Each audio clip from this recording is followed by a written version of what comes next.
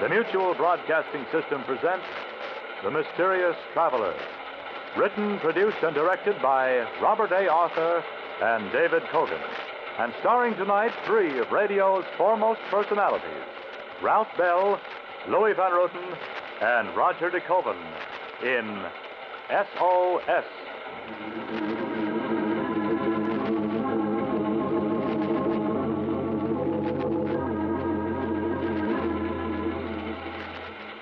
This is the Mysterious Traveler, inviting you to join me on another journey into the realm of the strange and the terrifying. I hope you will enjoy the trip, that it will thrill you a little and chill you a little. So settle back, get a good grip on your nerves, and be comfortable, if you can, as we join three enterprising men who are in a very dire predicament. It's a story I call S.O.S.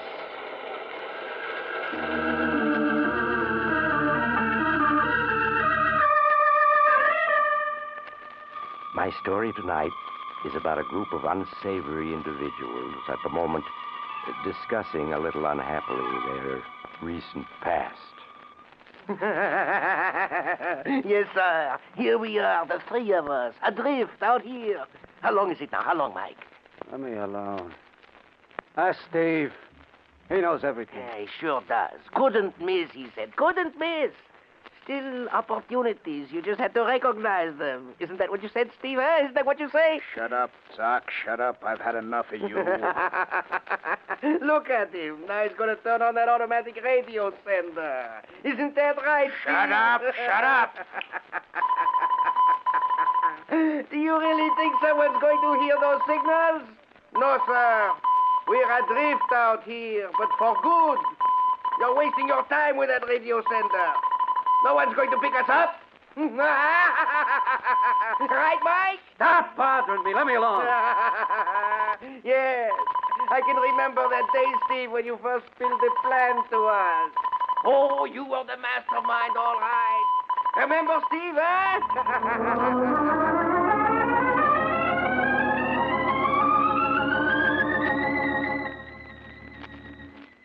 Yeah, I remember all right. I wish I could forget that day. Forget everything that happened. But there's no escaping it. I can see everything that happened as clear as if it were only yesterday. Yeah. I remember the way I walked into the office. Mike and Doc were sitting there, waiting for the bad news. Well? Farson got a life sentence. The rest got 10 to 20 years. Great. Just great. I just can't get over it. Just can't. Things were running so smoothly. The syndicate was cleaning up, and then this happens. The three of us were pretty lucky. Not being indicted with the others? Yeah. If we hadn't been in South America, handling that end, we'd have gotten it in the neck, too. I still do not understand. How could they smash the syndicate overnight? There were no records. Farson took every precaution. Let's face it. The day for guys like us is over. The cops have science on their side. They're using every trick in the book. Yeah, you're right. Television, radar, infrared cameras, electro detectors, light beam alarms, and 101 other scientific gimmicks. Yes, you are right. They have learned to move so fast that they have taken all the profit out of the rackets. They sure have. I just wish I had a small part of all that dough I once made. Where did it go? Lawyers, bail, protection. I haven't got a cent left. Neither have I. What about you, Steve? I've still got a few grand left. Well, the way science has turned the heat on, it looks like we'll have to turn honest, whether we want to or not. Look, I've been working on an angle. What about sticking around for a couple of more days? Get wise, Steve. The cops are ready for everything these days. There aren't any more angles. I tell you, I've got one. I just need a little more time to work it out. What do you say? Well, it cannot do any harm to listen. How much time do you need? 2 days. Meet me here the day after tomorrow. I'll lay out the whole plan for you.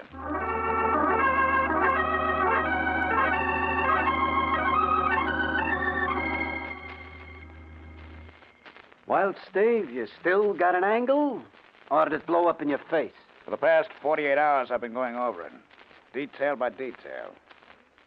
And it still looks good. Well, what is the job? Let's have it.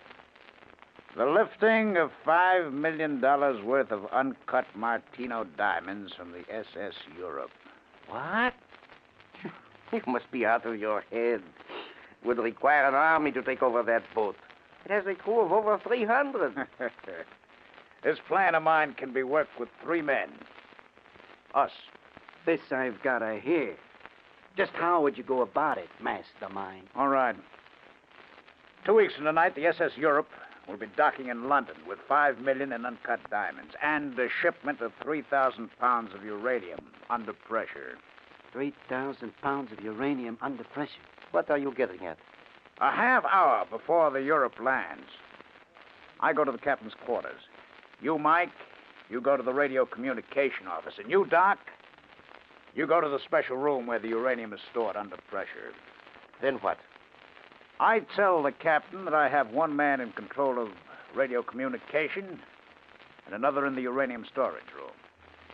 And unless he turns over the diamond shipment to me, a bullet will be fired into the uranium compressor, blowing up the ship.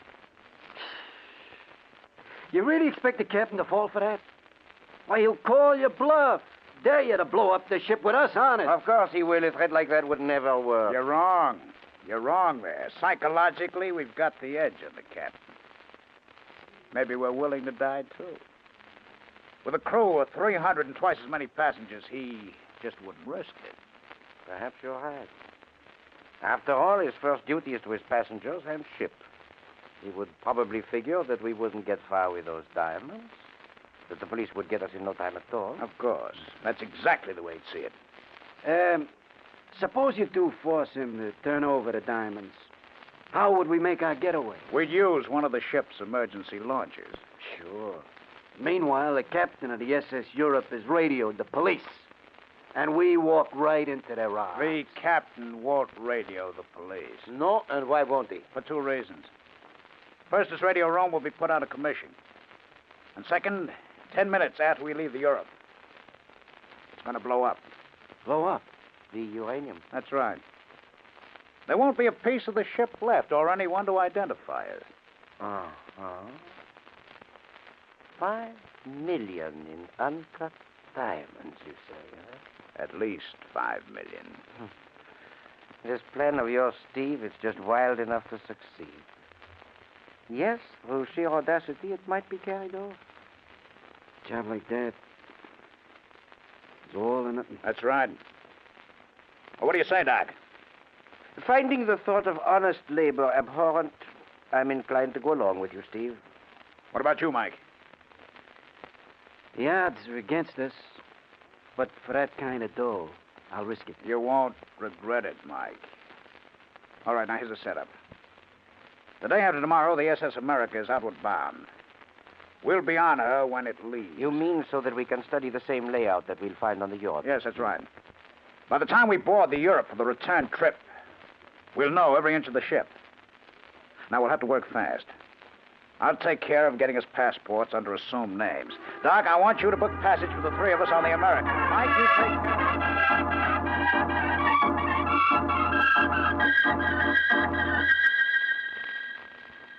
2 days later, Doc, Mike, and myself boarded the SS America using false passports. We pushed our way through the other passengers, mostly vacationists, to our cabin on B deck. While we were unpacking, the ship's whistle blew for all visitors to leave. A few minutes later, we were on our way.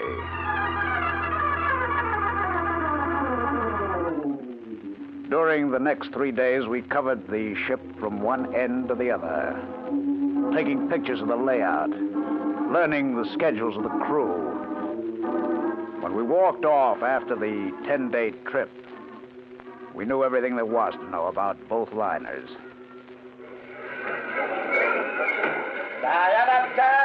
I'm told that my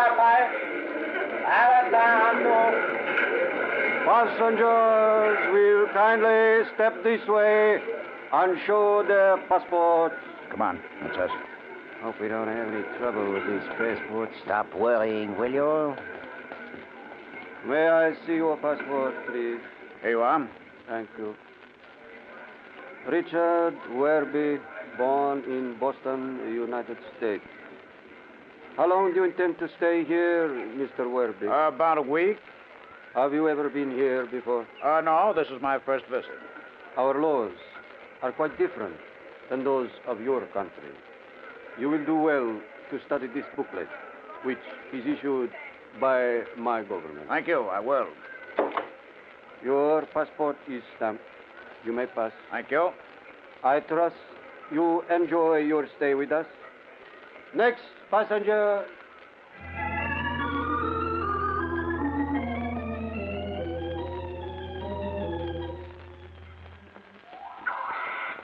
My feet hurt. Why don't we go back to the hotel? We might as well see the local sights while we're here. So this is what all our fellow passengers came all this way to see. This place gives me the creeps. The natives, too. Everything looks so different. Oh, come on now. My gut's no way for a traveler to speak. Sure, this place is different from what you've known. But you'll find plenty to interest you here. Yeah. Just as soon be back in New York. It's all the same to you. Relax, Mike. Another week and you'll be back in New York. Relax, he says. I don't like places that are different. I like what I'm used to. These crazy birds. What do they call them anyway? I don't know. Do you, Steve? They're the national bird, called Martinos. Martinos. Yeah, look at them. Like vultures. Thousands of them. Oh, you'll get used to them. And all these canals. Never seen nothing like it. That's one of the great attractions here. People come from all over the earth to see these canals. Yeah, well, they can have them. Look at those ruins over there. The war's been over all these years, and yet they've never cleaned them up, rebuilt. Yeah, our rocket fighters sure leveled the countryside. No wonder the natives aren't any too friendly, huh? Did you say that again? I'll be glad when we board to Europe. Leave this place forever.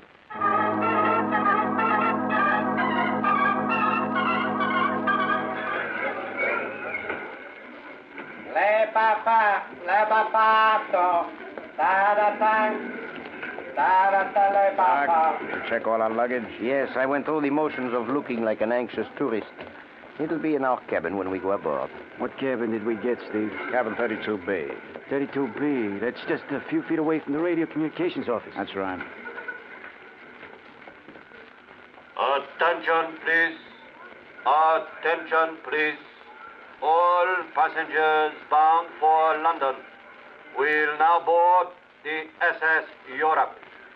Departure time is 0900. All passengers for London will please board the S.S. Europe. Come on. That's us. We followed the returning vacationists aboard, had our passports checked, and were shown to our cabin. It would be 10 days before we'd go into action, but already the three of us felt that sense of excitement that comes before a big job. And this would be a big job. The biggest ever.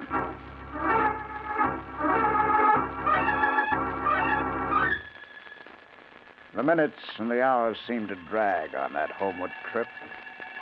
We checked the craft from stem to stern, and the layout was exactly like that of the SS America. On the final night out, all the passengers were celebrating, none of them suspecting that they'd never see London. At 4 a.m., with the liner just 1 hour from London, the three of us went over our plans for the last time. The interminable roar of the motors in our ears. Okay, this is it. You both have your guns? Yeah, of course. Now, Mike, you'll take over radio communications. There'll be just one radio operator on duty. Remember now, take him quietly. He won't let out a peep. Good. It shouldn't take you more than a few minutes to put the radio and radar equipment out of commission. Now, make sure you don't damage the ship's intercommunication system. Just leave it to me. Doc, there's one crew member guarding the storage room where the uranium shipment is being kept. Once you've taken care of him, lock yourself in the storage room. Now, you don't come out until I give the signal. I understand. Now, have you got the demolition stick? It's right here. Good. I've explained how it works. When I rap on the storage room door, you plant the demolition stick under the uranium compressor, where they won't be able to see it. Right. We'll have to move fast now. That explosive will go off 10 minutes after it's set. Will we be able to get far enough away before the explosion? Oh, yes. The launch is on B deck, right outside the storage room. We'll be in the launch and away in a matter of seconds. Doc, you've already checked the launch, haven't you? Yes, I just came from it. It's all set to go. All right. That takes care of everything. Now, let's set our watches. I've got 4:26, 45 seconds. 50 seconds. 55 seconds. 4:27. Right, check. Okay. Let's go. The three of us left the cabin and separated on the deserted and dimly lit deck. I walked to the nearest staircase and went up to A deck. There wasn't a soul in sight as I walked to the captain's quarters. It was exactly 4:29 a.m. I lit a cigarette, waiting. On the horizon, far ahead, I could see the lights of London. I could feel the liner losing speed. At exactly 4:30, I knocked on the captain's door. Come in. Oh, come in, Phillips. Are we ready? Oh. I thought it was Phillips, my first officer. No, Captain. I'm merely one of your passengers. I'm afraid you'll have to excuse me. I'm due in the control room. We'll be landing shortly. You'll have to hear me out Yes, first, but I've Captain. just told you. God. What's the meaning of this? Sit down, Captain. Now, see here. Sit down. That's better. Then what is it? You're carrying $5 million in uncut Martino diamonds. I want them. You must be out of your mind. I'm not alone in this, Captain. At the moment, this ship is at my mercy. It's your mercy. Yes. My men have taken over key positions on this ship. I don't believe you. That isn't possible. No? Well, just as a test, pick up the phone and dial the radio communications office. Go ahead.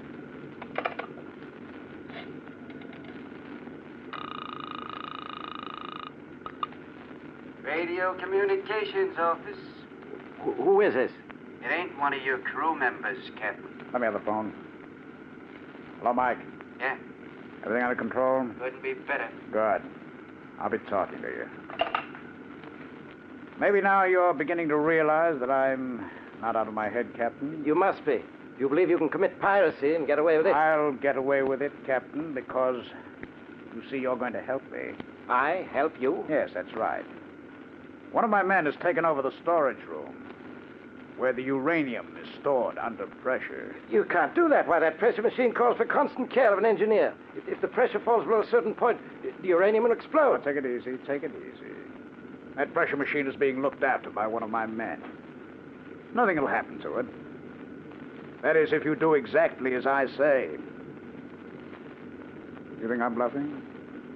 You think I'm bluffing about the storage room?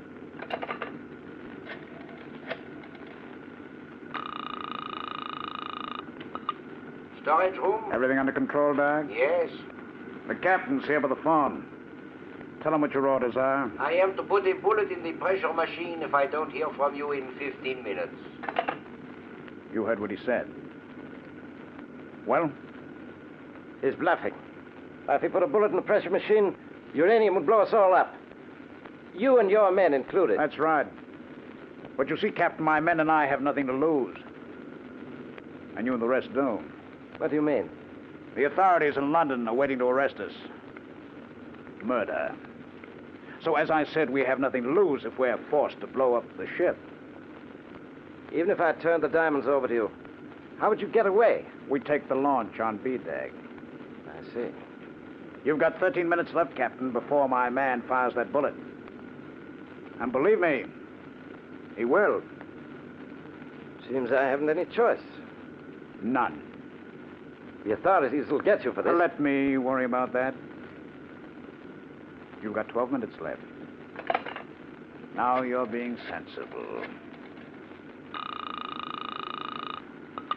First Officer Phillips speaking. Phillips, this is Captain Andrews. Yes, sir. I want you to go to the purser, have him turn over to you the consignment of uncut diamonds we're carrying. Bring them to my cabin. Sir, we'll be landing in less than... That's an order, Phillips. Yes, sir. You should be here with the diamonds in a matter of minutes. For your sake, I hope so, Captain. I hope so.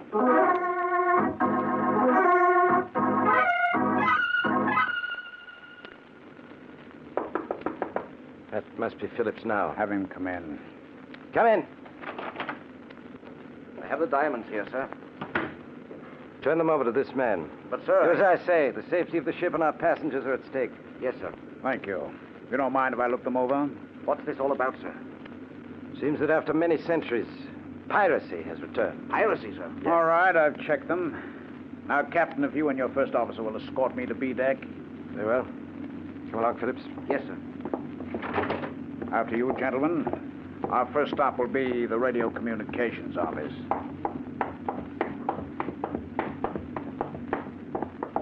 Here we are.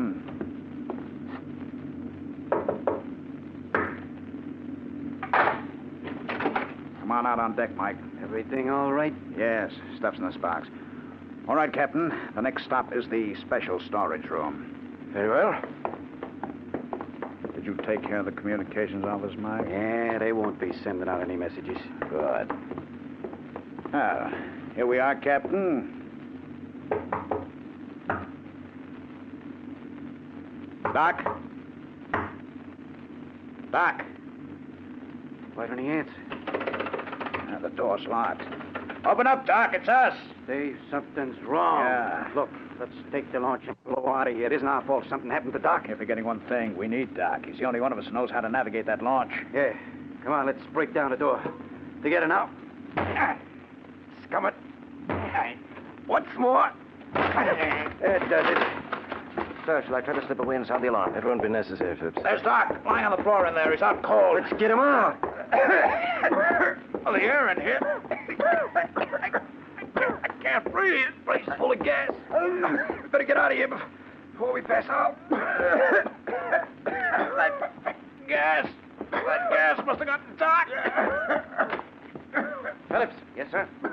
Disarm these two men. Have the third one on our guard taken out of the storage room when the gas disperses. Very good, sir.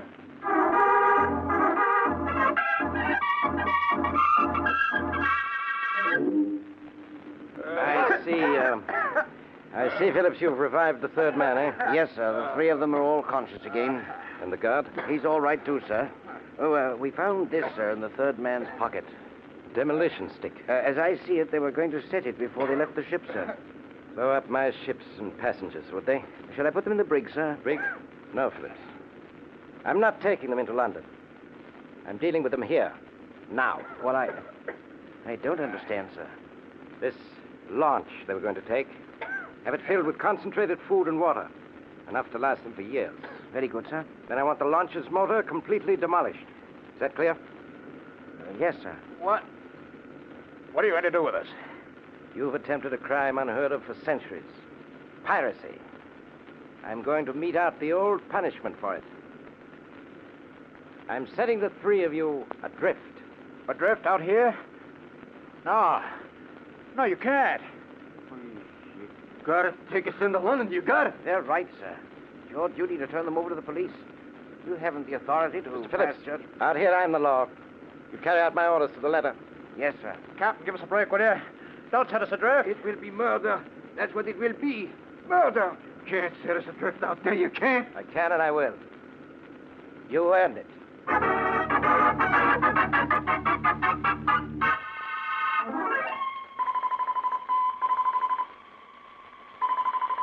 How long have we been adrift out here? 2 months? 3? I guess I lost track. A long way back. Out here, with nothing but the sky to look at. Black, empty sky, blazing with stars. Time loses all meaning.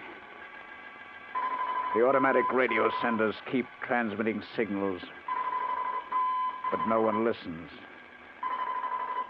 No one listens. Yes, sir, Steve. Couldn't miss, could it? It couldn't miss, huh?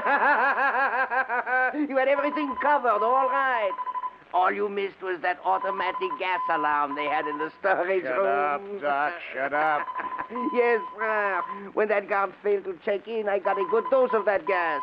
Just a small detail you overlooked. I said shut up. You think because you're sending out those signals, someone is going to pick us up, huh? They've got to pick us up. They've got You to. fool. We are drifting further from the Earth all the time. But they can't leave us drifting in space in this rocket launch. They can't. No? Why not? We are 100 million miles out and going further. And has anyone come after us yet? The Space Patrol. They'll rescue us. I tell you they will. Never. They're letting us be examples to anyone else who tries to hijack a space liner. We're drifting out here in empty space for months. We'll drift onward till the day we die. No, we won't. We'll be picked up, I tell you. Yes. Why don't you get wise to yourself? This is the year 2185. Miracles don't happen anymore.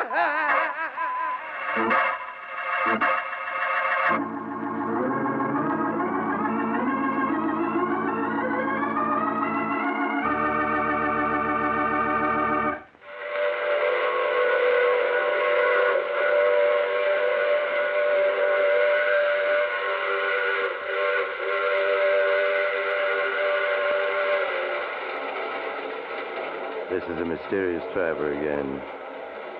Did you enjoy our trip into the year 2185? It seems that criminals of the future aren't going to have any future. Not with science pitted against them. Poor Steve, Mike, and Doc. Imagine being adrift in space in a disabled rocket launch and being completely ignored. Yes, it seems that not only doesn't crime pay today, but it's going to pay even less in the year 2185. Oh, but that reminds me of my story for next week, The Big Dive. It's about a young man who figured out a perfect alibi for murder, but he forgot to take into account that if... Oh, you have to get off here. I'm sorry. But I'm sure we'll meet again. I take this same train every week at this same time.